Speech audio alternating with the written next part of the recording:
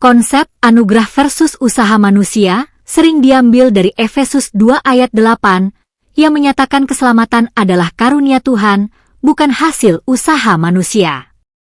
Artinya, manusia dianggap tidak bisa menyelamatkan dirinya sendiri.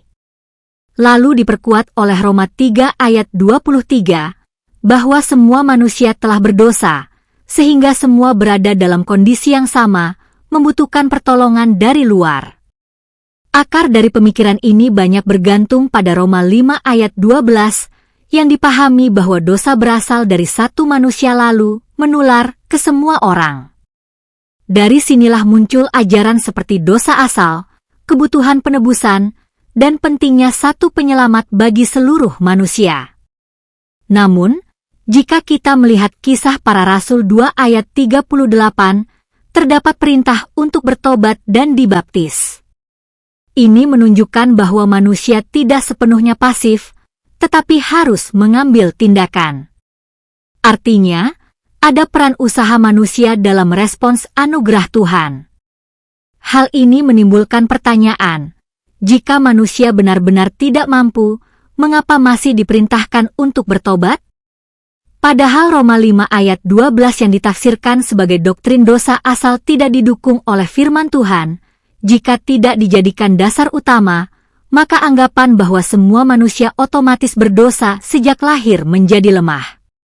Dampaknya besar. Konsep dosa warisan bisa runtuh, kebutuhan penebusan universal menjadi tidak mutlak, dan peran usaha manusia kembali penting. Dengan demikian, banyak ajaran saling terhubung. Jika satu dasar diubah, maka ajaran lain juga ikut terguncang dan perlu dipahami ulang agar tetap logis dan konsisten. Halo semuanya, selamat datang kembali di sesi bedah materi kita. Jujur, saya antusias banget hari ini karena kita bakal ngebahas sesuatu yang lumayan epik. Kita bakal ngambil sebuah topik teologis yang biasanya sering memicu perdebatan panas. Dan kita akan bedah pakai pisau analisis yang super tajam, logika formal. Jadi, sumber materi yang kita analisis hari ini murni menguji sebuah doktrin yang udah mengakar banget, tapi pendekatannya sangat netral. Cuma pakai kacamata nalar dan konsistensi teks. Ingat ya, kita di sini bukan untuk menghakimi keyakinan siapapun. Kita cuma mau lihat apa sih yang terjadi kalau klaim-klaim ini kita taruh di atas meja, terus kita uji satu persatu. Menarik kan? Nah, ini dia pertanyaan intinya. Apakah kita lahir udah langsung bawa rasa bersalah, atau kita sendiri yang memilih untuk berdosa? Coba deh kalian pikirin sebentar. Ini bukan sekedar debat teori di atas kertas loh. Pertanyaan ini tuh secara fundamental mengubah cara kita melihat yang namanya keadilan, moralitas, bahkan cara kita ngelihat diri kita sendiri. Kalau rasa bersalah itu ibarat warisan genetik atau warisan spiritual, wah definisi tanggung jawab bakal jadi rumit banget kan? Disinilah inti dari analisis filosofis kita hari ini. Kita bakal lihat gimana teks sumber kita membongkar ketegangan luar biasa di balik pertanyaan besar ini. Biar kita nggak nyasar, ini peta jalan kita. Kita bakal mulai dari membahas klaim dosa asal, lanjut ke menguji logika formal, ngebahas kontradiksi teks suci, masalah kehendak bebas, interpretasi alternatif, dan diakhiri dengan dampak teologisnya. Oke, siap? Mari kita mulai. Bagian pertama, klaim dosa asal. Mari kita langsung bongkar doktrin ini biar kita tahu persis apa sih yang sebenarnya lagi kita uji.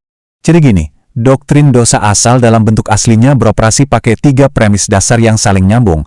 Langkah pertama, Adam sebagai manusia pertama melakukan dosa. Nah, langkah kedua, mengklaim kalau secara spiritual atau perwakilan, semua manusia itu posisinya ada di dalam Adam waktu kejadian itu. Terus, langkah ketiganya adalah kesimpulan logis dari situ. Karena kita semua ada di dalam Adam, maka otomatis seluruh manusia berbagi rasa bersalah yang sama semenjak mereka lahir. Bukan karena perbuatan pribadi mereka ya, tapi semata-mata karena status warisan tadi. Ini nih fondasi utamanya. Lanjut ke bagian kedua, menguji logika formal. Sekarang waktunya kita terapkan aturan nalar yang paling dasar ke 3 langkah tadi. Coba deh perhatikan masalah identitas kolektif ini. Secara rasional, premis pertama itu menyatakan kalau seseorang cuma bisa dimintai pertanggungjawaban atas perbuatannya sendiri. Betul kan? Jadi kalau identitas A itu Adam dan identitas B itu sisa umat manusia, dan mereka ini adalah 2 entitas yang berbeda, maka kesalahan si A nggak bisa tiba-tiba otomatis jadi kesalahan si B.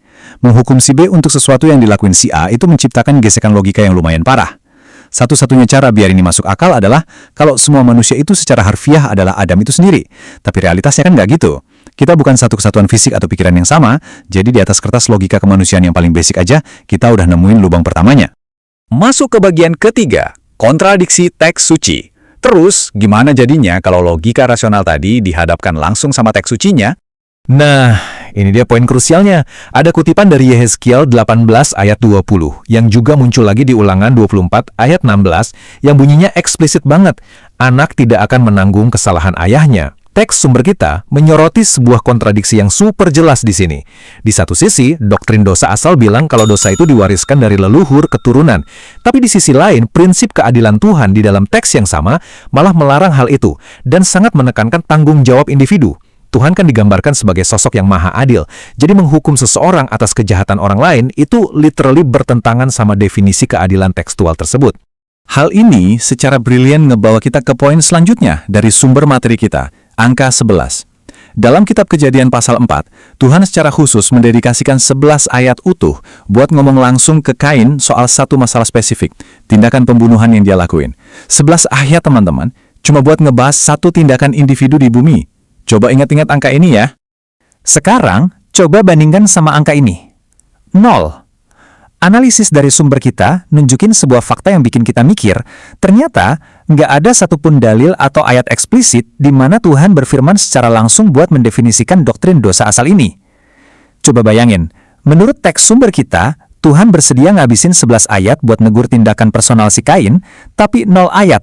Nggak ada satu firman langsung pun buat ngejelasin sebuah konsep yang konon mengutuk seluruh umat manusia sejak mereka lahir. Kontras antara angka 11 dan 0 ini benar-benar memunculkan pertanyaan besar soal prioritas dan validitas doktrin tersebut di dalam teks aslinya. Oke, kita masuk ke bagian keempat, masalah kehendak bebas. Di sini kita bakal gali lebih dalam soal kasus Kain tadi. Di Kejadian 4 ayat 7, Tuhan bilang gini ke Kain soal dosa. Engkau harus menguasainya. Perintah ini kelihatannya simpel, tapi secara filosofis maknanya dalam banget. Logika formal menuntut gini, kalau ada entitas, dalam hal ini Tuhan, ngasih perintah untuk menguasai sesuatu, berarti si subjek, yaitu Kain, pasti punya kapasitas dan kemampuan buat ngelakuin itu dong. Perintah ini secara langsung mengimplikasikan kalau Kain itu mampu memilih.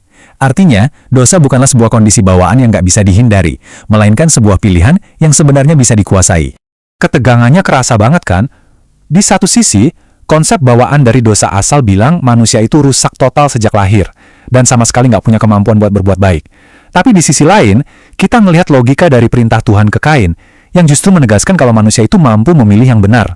Kalian nggak bisa secara logis pegang dua premis ini barengan tanpa bikin kontradiksi. Nggak masuk akal kan kalau Tuhan yang maha tahu merintahin seseorang buat menguasai sesuatu, tapi orang tersebut, karena emang udah didesain rusak dari lahir, nggak punya kapasitas sama sekali buat nurut. Lanjut ke bagian kelima, interpretasi alternatif. Kira-kira gimana ya caranya kita mikirin ulang makna dari ayat-ayat kunci seperti Roma 5 ayat 12? Jadi Roma 5:12 tuh bilang, maut menjalar karena semua orang berbuat dosa. Nah, teks sumber kita ngasih lihat kalau kalimat ini sebenarnya bisa ditafsirkan pakai logika yang jauh lebih konsisten. Gimana kalau maksudnya, maut itu menjalar bukan karena dosa itu diwariskan, tapi karena secara harfiah, setiap orang memilih untuk berbuat dosa masing-masing. Kalau kita melihat dosa sebagai sebuah tindakan pribadi, dan bukan sifat bawaan, wah ini tiba-tiba nyelesain semua kontradiksi yang baru aja kita bahas. Ini selaras banget sama keadilan ilahi di Yehezkiel, klop sama kapasitas kehendak bebas di ceritanya Kain, dan murni naruh tanggung jawab di level individu. Semuanya langsung sinkron secara logis. Sekarang kita tiba di bagian ke-6, dampak teologis. Gimana pergeseran paradigma ini ngaruh ke sisa kerangka keimanan secara umum? Disinilah letak transformasi gedenya. Anugerah keselamatan itu nggak runtuh sama sekali, tapi maknanya berubah. Dinamika peran Yesus Kristus ikut bergeser. Dari yang awalnya dilihat dalam kerangka tradisional sebagai semacam penebus otomatis buat dosa bawaan yang bahkan gak kita lakuin sendiri, bergeser menjadi peran sebagai pembimbing dan penyelamat mutlak dari dosa-dosa pribadi kita. Manusia tetap kok butuh Tuhan dan keselamatan, tapi alasannya bukan karena kita lahir dalam keadaan rusak yang gak bisa diperbaiki, melainkan karena sebagai individu yang dikasih kehendak bebas, kita semua pada akhirnya pasti pernah tersandung sama pilihan kita sendiri dan butuh jalan buat kembali. Untuk merangkum pengujian sumber materi kita hari ini, secara logika formal, gagasan soal tanggung jawab individu adalah narasi yang paling masuk akal, konsisten, dan bebas kontradiksi. Sebaliknya, konsep soal rasa bersalah yang diwariskan dari lahir itu terus-terusan berbenturan sama definisi keadilan tekstual yang ada di kitab suci. Tapi penting banget buat dicatat secara netral ya, perdebatan ini emang nggak pernah selesai di kalangan teolog. Kenapa? Ya justru karena ayat-ayat kunci kayak Roma 5:12 tadi punya kelenturan yang memungkinkan dua arah interpretasi yang valid ini. Keduanya ada di situ, dan masing-masing narik pembacanya ke arah yang berbeda. Hal ini ngebawa kita ke pertanyaan penutup hari ini. Sebuah pertanyaan filosofis yang lumayan dalam, yang pengen saya titipin buat kalian renungin. Berdasarkan semua uji logika dan penelusuran teks yang baru aja kita lakuin, apakah iman itu sebenarnya tentang nerima nasib kalau kita mewarisi natur yang rusak sejak lahir? Atau apakah iman itu pada intinya adalah tentang keberanian buat ngambil tanggung jawab penuh atas pilihan moral kita sendiri di hadapan Tuhan? Gimana menurut kalian? Saya harap sesi bedah materi kita kali ini bisa ngasih kalian perspektif baru yang segar buat dipikirin. Terima kasih banyak udah nemenin eksplorasi kita hari ini, dan sampai jumpa lagi!